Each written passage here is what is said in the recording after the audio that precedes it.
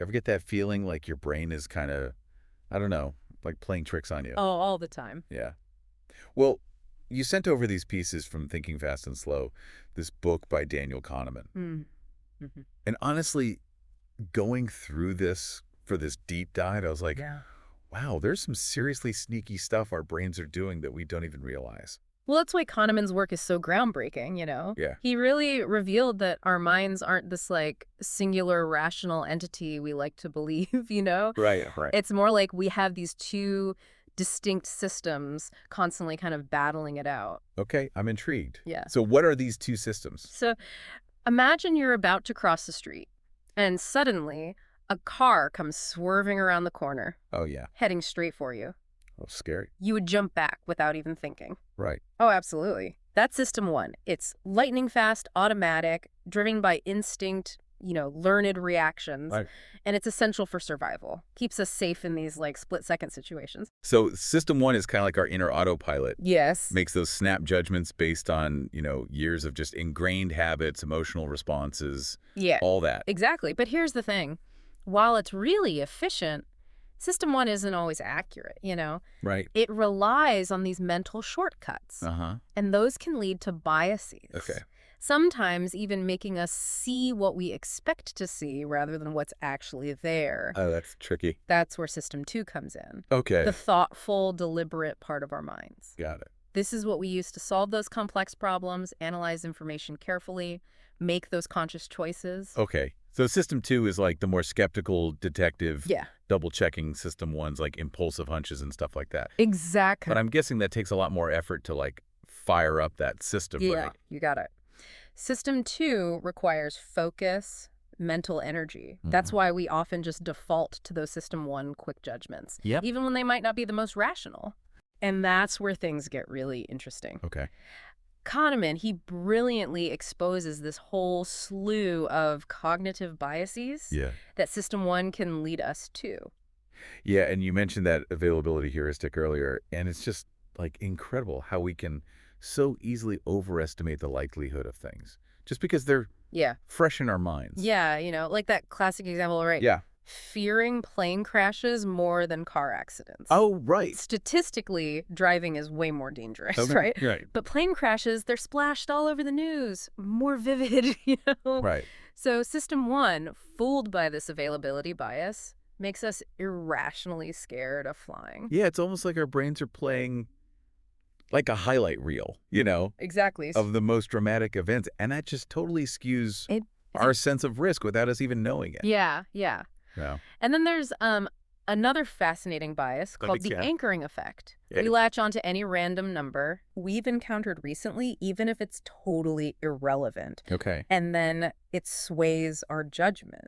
So, like, if I just saw the number, let's say 114, Okay. and then somebody asked me to guess Gandhi's age when he died, I might just, like, throw out a number So- close to that, Yeah. even though it has nothing to do with Gandhi. Exactly. It's crazy how those anchors can work. It's wild. It is. That one really got me, that illusion of validity thing, Yeah. because I think we all kind of think we're experts We do.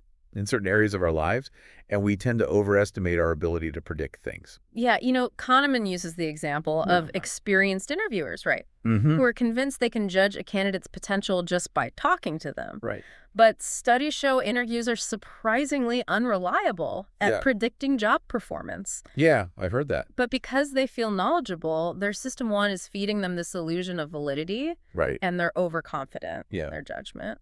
So it's a good reminder to stay humble It is. and acknowledge that sometimes our intuition Yeah, could be totally wrong, even when we feel very certain about it. absolutely. Okay, so what about that conjunction fallacy, Oh, yeah. where we assume that a very specific event is more likely than a more general one? Yes, yes. Just because it fits like a stereotype or it feels more representative. Right, like that example with Linda, the hypothetical woman, Yes, who's described as, like, very passionate about social justice. exactly. And people were more likely to guess that she was a feminist bank teller Yeah. than just a bank teller, Right, even though statistically even though statistically. it's much more probable. Yeah, But we get so caught up in that narrative, Right. in the details that seem to fit, right? that we overlook basic logic. Our Yeah. system one loves a good story, you know, Right. even if it leads us astray. Yeah, so we're constantly being tricked by our own minds. It's true. It's true. What about that sunk cost fallacy? Oh, yeah, yeah. Because I think that one trips a lot of us up. The sunk cost fallacy. That's that stubborn tendency to stick with something, even when it's clearly not working. Yeah. Simply because we've already invested so much time, money, or effort into it. Right, like refusing to sell that stock that's just plummeting. Yes, exactly. Because you've already lost so much money on it. You feel that irrational need to justify those past investments, even if it means throwing good money after bad. Right. It's as if our system one is trying to protect our ego from the pain of admitting we made a mistake. So what can we do about all this? Are we doomed to just be puppets to our system one? No, not at all. Awareness is key. Now that we're starting to recognize these sneaky mental maneuvers, we can start to question our assumptions, engage that thoughtful system two a bit more often. Okay, I'm ready to put system two to work. What else can we learn from Kahneman? Well, let's dive into how these biases play out in our everyday choices, especially when it comes to, things like spending money or making investments. Well, that's good. Let's get into that. One of the most fascinating things that Kahneman dives into is how our emotions, especially fear of loss, can really hijack our rational thinking. Oh, yeah, totally. Right. I mean, we've all been there where you make a decision based on what you don't want to lose rather than what we stand to gain. Exactly. Kahneman calls this loss aversion. Okay. And it is powerful. Yeah. Think about it. The pain of losing, let's say, $100 often feels much stronger than the joy of gaining that same amount. It's like our brains are just hardwired to avoid pain. Yes. More than they are to, seek pleasure. Exactly. And this loss aversion, this has huge implications for how we approach decisions, especially like financial ones. Right. We might, cling to a losing stock, Oh, wow. even when logic says, hey, it's time to sell. Right, because then you have to admit defeat. You got it. You've locked in that loss. And our brains hate that. Yes. And it's not just about tangible things like money, though. Loss aversion, it applies to our time, our effort, even our ideas. Oh, so you might stick with a project that's clearly going nowhere. Totally. Just because you've already invested so much time into it. Yes. Even if it would be more efficient to just start fresh. Exactly. We get so focused on what we've already sunk into something that we kind of lose sight of the bigger picture. It's like that whole saying, throwing good money after bad. Yeah. But it's not always money, right? It's like any investment we make. Any investment, yeah. And this ties into another fascinating concept. Okay. Kahneman calls it the endowment effect. Okay. Essentially, we tend to overvalue things simply because we own them. Okay, I need an example. I'm not sure I'm following. Okay, so imagine you win a lottery. Okay. And the prize is a brand new car. Awesome. You're thrilled, right? Yeah, but then you find out you can't actually drive the car. You have to sell it. Okay. How much would you sell it for? Well, I'd want to get a fair price for it, what it's actually worth. Right, that's the logical approach, right? Yeah. But studies show that people in this situation, they consistently overvalue the car. Interesting. They demand a much higher price than what somebody would pay for that same car on the open market.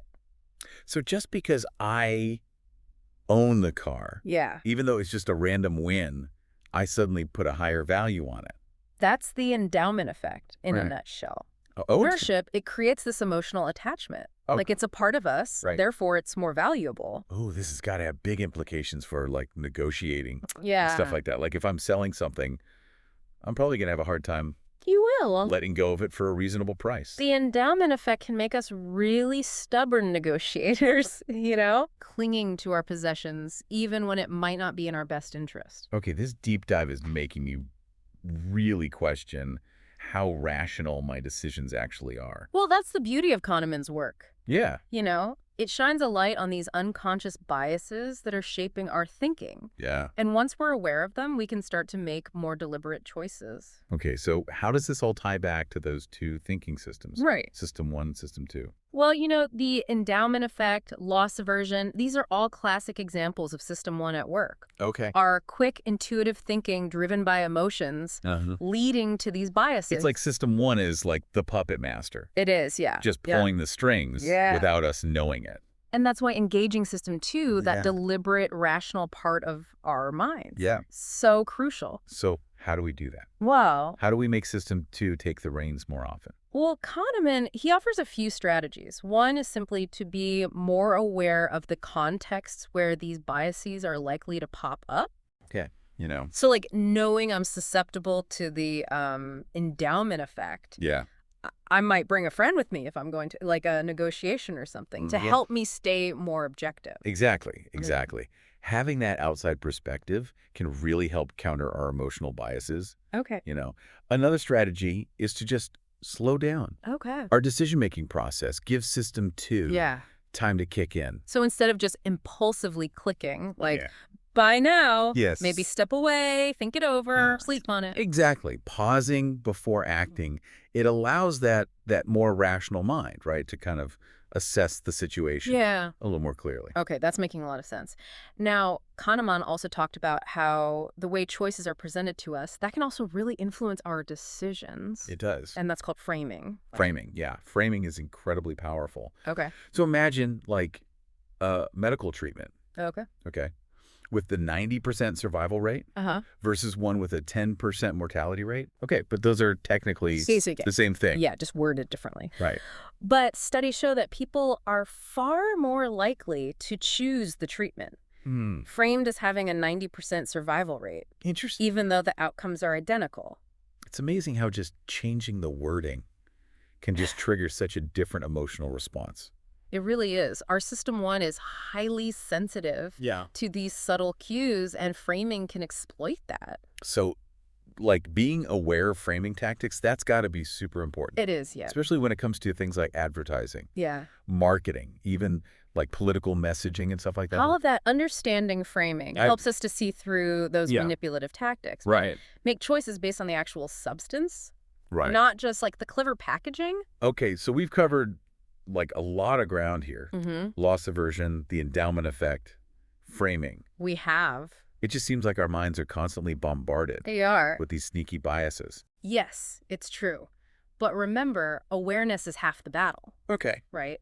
By understanding how our minds work, Yeah. we can start to make choices that are more aligned Yeah. with our true goals and values. Okay, I'm definitely feeling more empowered to put my system 2 to work here. Good. What else can we learn from Kahneman? Well, let's talk about, this idea of our two selves, the Okay. experiencing self Okay. and the remembering self. All right, let's get into that. Yeah, it can be a little humbling, you Yeah. know, to realize just how much our decisions are swayed by these unconscious biases. It really is. It's like we're not always in control of our own minds. And Kahneman, he emphasizes this idea of our two selves, Okay. the experiencing self Mm-hmm. and the remembering self. Okay. And these two selves often have different priorities, Okay. which can lead to some interesting conflicts. All right, I'm intrigued. Tell me more about these two selves. So think about a vacation, for example. The experiencing self is living it in real time, right? Savoring each moment, the delicious meals, the stunning views, maybe even like some travel hiccups along the way. Right. And then there's the remembering self, Yeah. the one who later recalls the trip, tells the story. And I bet the remembering self just kind of focuses on the highlights. Yeah. The peak moments, not necessarily Exactly. the full, like, messy reality Right. of the actual experience. Exactly. You know, Kahneman points to research on colonoscopies. Oh, fun. Not the most fun experience. Right, Oh, but yeah. patients who had longer procedures with more total discomfort, but a less painful ending, actually rated the experience as less unpleasant than those with shorter, less uncomfortable procedures, but a more painful ending. So even though they experienced Yeah. more pain overall, Yeah, it's the memory that's dominated by that less painful ending. totally. That's so interesting. Our remembering selves are such selective editors. They are. And this duration neglect, as Kahneman calls it, Okay. but this has big implications for how we approach, life choices. Like, we might choose a vacation based on, how Instagrammable it is, or how many landmarks we can cram in, rather than focusing on, how we'll actually feel during the experience itself. But we're kind of chasing those peak moments Yeah. for our remembering selves, even if it means sacrificing Yes. the overall enjoyment of our experiencing self. Precisely. And this ties into another intriguing bias, the focusing illusion. Okay. We tend to, overestimate the importance of whatever we're currently focused on. So if I'm like obsessing over buying a new car, Yeah, I might be putting too much weight totally. on how much happiness that car will bring me. Exactly. Kahneman gives the example of people Okay. assuming Californians are happier because of the weather. Oh. But studies show there's no difference in life satisfaction between Californians and people living in, less sunny climates. The Californians are just more focused on the weather, so they assume it plays a bigger role in their happiness than it actually does. It's a good reminder to like zoom out. Yeah. Look at the bigger picture Yes. instead of fixating on that one specific aspect. Absolutely. And that brings us to, I think, one of the most crucial takeaways Okay. from Kahneman's work. Yeah. How can we make more rational choices given all these sneaky mental traps? Right. Because it is kind of daunting to realize It is. how easily our system one can lead us astray. So what's the antidote? Can we even overcome these biases? I think while we can't eliminate them entirely, Yeah. understanding them is a huge first step. Okay. Kahneman urges us to engage System 2 more often. Okay. Be more deliberate, thoughtful in our decision-making. So just being more aware of our thought process, Yes. recognizing when our intuition might be leading us down the wrong path. Exactly. We need to, question our assumptions. Yeah. Seek out different perspectives, and when possible, rely on data rather than just, gut feelings. So it's all about developing Yes, better mental habits, it is, yeah. being more mindful Yeah. of how our minds work. Kahneman even suggests using practical tools like checklists Oh, interesting. to ensure we've considered all the relevant factors before making a decision. Oh, that's a good idea. So a checklist would help me avoid that, like impulsive Yeah. buy now click Yes. and give system two a chance to weigh in. Exactly. And remember, this isn't just about, improving our own decision-making. It's also about understanding the biases that influence others. Right. We can be more persuasive communicators, for example, if we understand how framing shapes people's perceptions. This deep dive has been a real eye-opener. I feel like I have this whole new vocabulary Yeah. for understanding my own mental quirks Yeah. and the mental quirks of everybody around me. Yeah. That's the power of Kahneman's work. He gives us this framework for understanding how our minds operate, Yeah. both the brilliant and the flawed aspects. Right. And by recognizing these biases, Yeah. we can start to make choices that are more aligned with our true goals and values. Absolutely. Well, to all our listeners out there, if you're ready to explore the wonderfully complex landscape of your own mind, I highly recommend picking up Thinking Fast and Slow. It is a journey well worth taking, and with that, we'll wrap up this deep dive. Until next time, keep those minds engaged.